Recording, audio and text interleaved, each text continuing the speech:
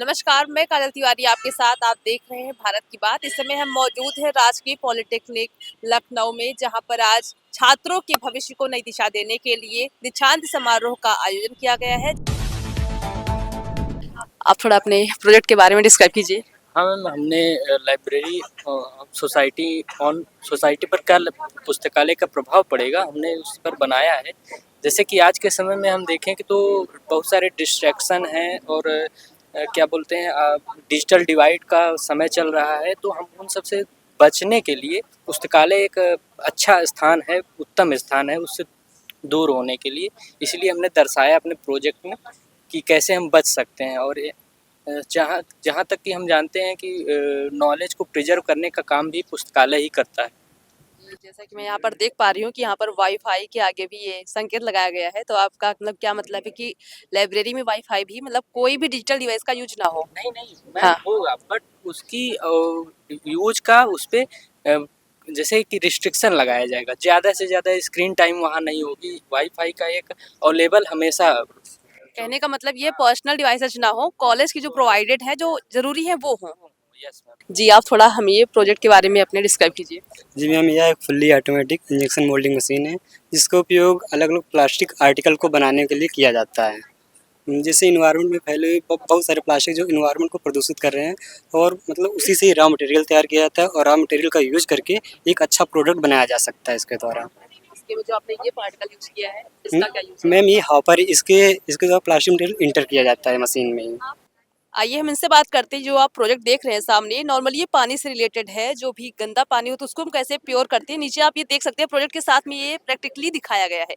आइए हम इनसे बात करते हैं। मैम, बताएंगे इसके बारे में कुछ आप? जी मैम, ये हमारा स्लो सैंड फिल्टर का है, जिसका काम होता है पानी को प्योरीफाई करना। हमारा जैसे रेन हो रहा है, हम पानी को वैसे जाने दे रहे हैं, वेस्ट हो रहा है, तो हमको पहले उसको एक जगह इकट्ठा करके फिर उस सप्लाई को हम इसमें डाल देंगे।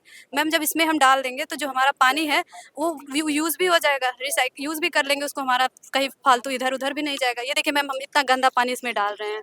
जैसा कि आप देख सकते हैं, यहाँ पर मतलब बहुत ही गंदा पानी डाला गया है। मैम देखिए, मैं आपको दिखा इसके रही नीचे हूँ आप कि देखिए, कितना साफ एकदम पानी क्लियर पानी। है। प्रैक्टिकली आप देख सकती इस हैं। प्रोजेक्ट को बनाने में कितना समय लगा? मैम लगभग एक हफ्ते से ज़्यादा टाइम लगा है इसी में। यस मैम, इसी में पूरा लगा दिया ताकि हमारा अच्छा। अच्छा, इससे और इसका क्या कनेक्शन है? मैम जैसे देखिए, हम यहाँ से पानी प्योरीफाई करके आपको दे दिया। अब बाय चांस रास्ते में कहीं पाइप पाइप में कंटामिनेटेड हो गया, तो मैम पानी तो सबको साफ ही चाहिए, तब सबके हेल्थ के लिए तो ज़रूरी है साफ पानी। इसलिए मैम हमने अपने थोड़ा प्रोविज़न करके, और हमने देखा एक इंदौर, मध्य प्रदेश में इंदौर में पाइप कंटामिनेटेड हो गया, सारे लोग इम्प्योरिटी पानी पिए फिर बीमार हो गए। इसलिए हमने मैम एक आरओ सिस्टम लगा दिया, ताकि यहाँ से तो हम प्योरीफाई करके दे रहे हैं मैम आपको 99%, लेकिन यहाँ पे आते आते पानी अगर बाय चांस रास्ते में कहीं कंटामिनेट हो गया, तो हमारा आरओ सिस्टम उसको प्योरीफाई करके देगा। देखिए मैम, वहाँ पे भी प्योरीफाई होके ही आपको मिल रहा है। आपका फ्यूचर प्लान क्या है? यही फ्यूचर प्लान है कि मैम हमें पैसा कम लगाना पड़े और हमें ज़्यादा चीज़ मिले। बहुत अच्छा। और अब सबसे इंटरेस्टिंग टॉपिक है मेरा, कमता का जो चौराहा है। ठीक है, क्योंकि कमता को पर्सनली बता दो, कमता का जाम से लिटरली हर इंसान परेशान है। तो अब इनसे आप जानते हैं इन्होंने उसको मैनेज करने के लिए क्या तरीका अपनाया, अपने प्रोजेक्ट में क्या दिखाया है? हेलो मैम, हमने सिविल थर्ड ईयर के स्टूडेंट्स हैं। हमने अपना टॉपिक ट्रैफिक मैनेजमेंट रखा है, और ट्रैफिक मैनेजमेंट को शो करने के लिए हमने लखनऊ की एग्जिस्टिंग सिचुएशन यानी कि कमता चौराहा का एग्जांपल लिया है। जैसा कि हम जानते हैं, कमता चौराहा एक बहुत ही बिजी और बहुत ही इंपॉर्टेंट जंक्शन है, जहां मल्टीपल लेन आती हैं, मेजर रोड्स लिंक करती हैं, पब्लिक ट्रांसपोर्ट हब है, जिसकी वजह से देरी, दुर्घटना और ट्रैफिक जाम जैसी समस्याओं का सामना करना पड़ता है। और उसी समस्याओं को कम से कम करने के लिए, ट्रैफिक रिड्यूस करने के लिए, मिनिमाइज करने के लिए हमने अपना सोल्यूशन तैयार किया अपने एनालिसिस के बिहाफ पे, और उसी सोल्यूशन को हमने इस मॉडल के थ्रू इंट्रोड्यूस किया है एग्जिस्टिंग सिचुएशन में कुछ चेंजेस करके।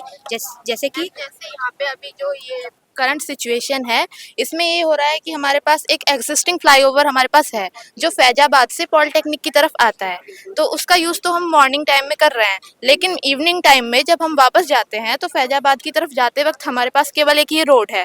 इस रोड पे फैजाबाद जाने वाले तो जा रहे हैं, लेकिन उनके साथ में कई सारे व्हीकल्स ऐसे हैं जिनको शहीद पथ की तरफ मुड़ना होता है। तो जब वो शहीद पथ जाते हैं तो वो यहाँ पे फैजाबाद जाने वाले व्हीकल्स के लिए एक पॉइंट ऑफ कॉन्फ्लिक्शन का काम करते हैं, जिससे यहाँ पे एक शॉक वेव वेव बन जाती है और जिसकी वजह से यहाँ पे ट्रैफिक लगता है।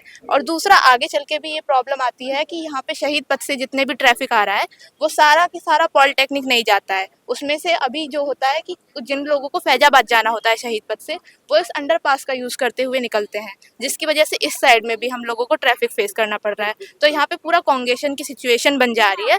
तो उसका हम सॉल्यूशन निकालने के लिए हम इस फ्लाईओवर के साथ में, जो हमारे पास एक फ्लाईओवर है फैजाबाद से पॉलिटेक्निक के लिए, तो हम चाह रहे हैं कि एक हमारे पास फ्लाईओवर और हो जो पॉलिटेक्निक से फैजाबाद की तरफ जाए, ताकि जिन लोगों को डायरेक्ट फैजाबाद जाना है वो यहाँ ट्रैफिक में ना फंसे रहें।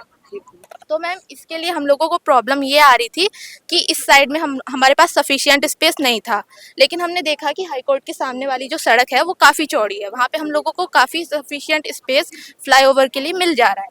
तो हम लोगों ने इसके बगल में एक प्रपोज किया है ये फ्लाईओवर।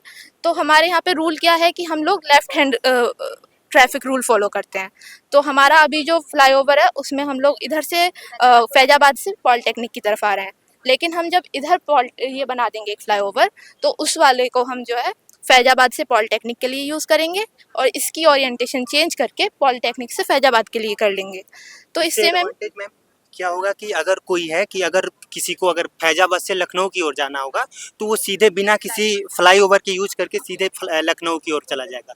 लेकिन समस्या को अगर कोई अननोन पर्सन है जो कि अगर इस फ्लाईओवर को मिस कर देता है तो वो क्या बोलते हैं कि सर्विस रोड का यूज करके यहाँ पर शहीद पथ के 400 मीटर अंदर जाकर एक अंडर लेन है, अंडर पास है, जिसके थ्रू निकल कर वो सीधे लखनऊ की ओर चला जाएगा।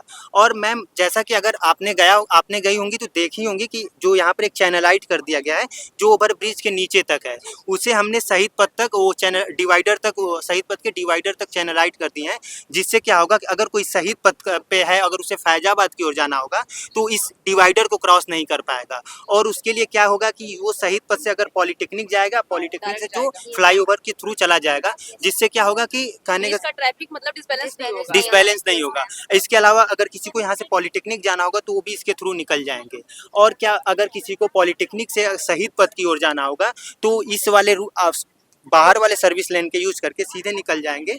और पॉलिटेक्निक से वापस अगर किसी को यू टर्न लेना होगा तो उसके लिए ये चैनलाइट कर दिए हैं अंडरपास, जिससे होकर ये निकल जाएंगे। इस पूरे प्रोविजन से जो है हमारा ये रहेगा कि ये जो कॉन्गेशन की सिचुएशन यहाँ हमेशा बनी रहती है वो काफ़ी हद तक रिड्यूस हो जाएगी और यहाँ पे हम लोग इजीली ट्रैफिक का फ्लो करा पाएंगे, जिससे सेफ्टी में भी काफ़ी इनहेंस होगा। और ट्रैफिक इन्वायरमेंट जैसे अगर जहाँ ट्रैफिक मैनेजमेंट ज़्यादा होता है मैम तो वहाँ पॉल्यूशन, नॉइज पॉल्यूशन ज़्यादा होता है, जिससे और फ्लाईओवर को बनाने के लिए हमारे पास जो ऑब्स्टिकल्स आ रहे थे हमने उसको शिफ्ट कर दिया है, तो इससे अब ये बन सकता है। वहाँ पे अगर एडमिनिस्ट्रेटर से बात करके परमिशन ली जाए तो ये हम वहाँ बना सकते हैं। तो सिर्फ कुछ चेंजेस इसमें करने पड़ेंगे, बाकी ये एग्जिस्ट कर सकता है अगर हम लोग चाहें तो। चलिए, हम तो चाहेंगे जरूर आपकी बात सरकार तक पहुंचे और वो इस पर काम करे, क्योंकि कमता वाले भी बहुत परेशान है इस बात से। जैसा कि मैं यहाँ पर देख पा रही हूँ आपने कोई डस्टबिन बनाया है, इसके बारे में थोड़ा डिस्कस। मैम एक स्वच्छ भारत अभियान को देखते हुए एक स्मार्ट डस्टबिन बनाया गया है। इसका उद्देश्य है कि बिना हाथ लगाए हम कचरे को डस्टबिन में डाल सकते हैं। यहाँ अल्ट्रासोनिक का सेंसर लगा है जिसका यूज करके हम ऑटोमेटिक नहीं मैम बाहर से ही आप लाएंगे तुरंत ही ओपन हो जाएगा। एक्चुअली अभी बैटरी की प्रॉब्लम है इसलिए थोड़ा बंद आपको दिखा सकते हैं हम ओपन करके दिखा दें मैम। ये बाहर से कैसे ओपन होता है?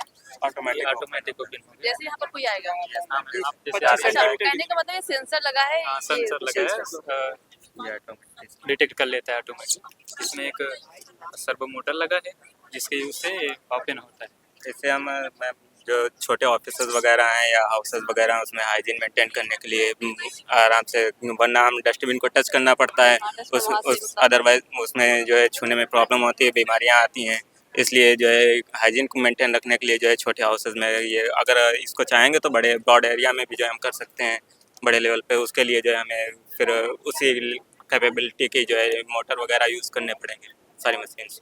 जी इसके बारे में थोड़ा ऑफिस कॉम्प्लेक्स दिख रहा है जहाँ तक मुझे, ये मतलब बाहरी जो आजकल के जो ऑफिस उससे आपने किस प्रकार अलग अपना प्रोजेक्ट बनाया और क्या अलग उद्देश्य है?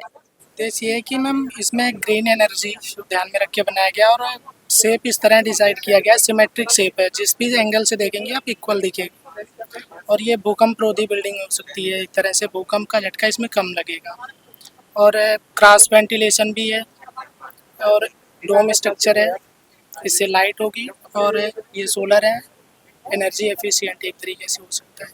जैसा कि आपने भी बोला कि भूकंप से थोड़ा झटके कम, तो ऐसा इसमें क्या है जो भूकंप के झटके यहाँ पे कम लगेंगे? मैम सिमेट्रिक शेप है और ये बंधी हुई है बिल्डिंग, एक तरीके से देखें तो हर तरफ से इक्वल है। जी, इसके बारे में थोड़ा सा बताएंगे? मैम ये टर्टल से इंस्पायर्ड पवेलियन बनाया गया है। इसके ऊपर इसके अंदर मैम सिटिंग एरियाज है, वेंडिंग मशीन है और ये कॉलेज के कार्स वगैरह के लिए चार्जिंग पॉइंट और ऊपर ग्रीन रूफ है। कॉलेज फ्री टाइम में मतलब आने के लिए यहाँ पे बनाया गया है। चलिए, अच्छा लगा। ना डर, ना दबाव, ना सौदा। जहाँ खबर होती है सच की, जहाँ सवाल होते हैं सत्ता से, जहाँ आवाज बनती है आम आदमी की। हम दिखाते हैं वो जो दिखाया नहीं जाता, हम पूछते हैं वो जो पूछा नहीं जाता। ये सिर्फ खबरें नहीं हैं, ये है सच की दस्तक। छोटी खबर हो या बड़ी साजिश, हर खबर पर पैनी नजर। जहाँ सवाल दबाए जाते हैं, वही आवाज हम उठाते हैं। क्योंकि सच बोलना हमारी पहचान है। आप देखते रहिए भारत की बात, आपकी खबर, आपकी आवाज।